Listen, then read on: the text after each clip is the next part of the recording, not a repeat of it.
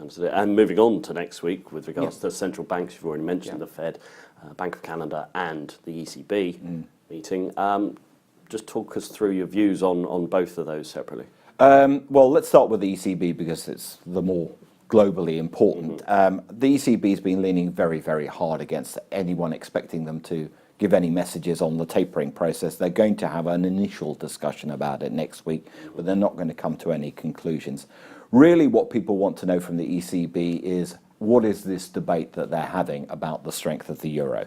I think one needs to be a little bit careful here. What they're concerned about, and it's a bit like Mr. Saunders was talking about the exchange rate yesterday in terms of the UK. The key issue is how much will it dampen inflation, and that's going to be the important thing.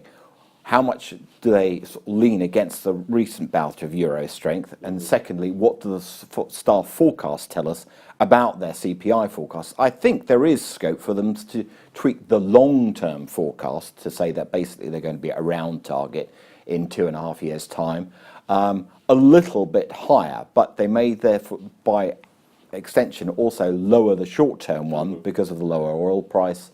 So that's going to be very important as a signal moment. The ECB, on the other hand, has to recognise the fact that it can lean as much as it wants against the euro strength. It's not just a question of them. It takes two to tango here. And until the market, A, changes their view on the Fed, for which you would need basically not only strong activity numbers, which we've got, but an improvement in the inflation numbers and the wage inflation numbers.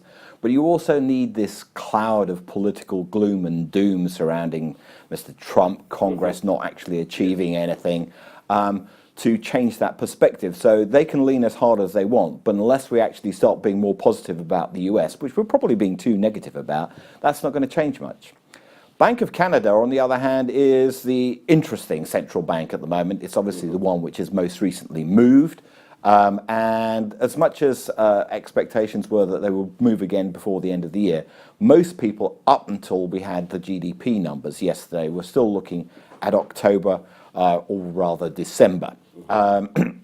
Yesterday's GDP numbers, much stronger than expected. 4.5% seasonally adjusted annualized rate, 0.3% on the month, 4.1% year on year for the June numbers. Very strong data. And with the unemployment rate falling fairly rapidly, you could see that there's quite a strong case. But the Bank of Canada still has a bit of a balancing act here. The oil price hit that the economy took over the previous 3 years has basically put the trend rate of GDP, you were still about 40 billion short in real terms and 110 billion short in nominal terms. So there's still quite a lot of slack there. What they've got to balance out here is how quickly or how much more quickly is the output gap being eaten up now.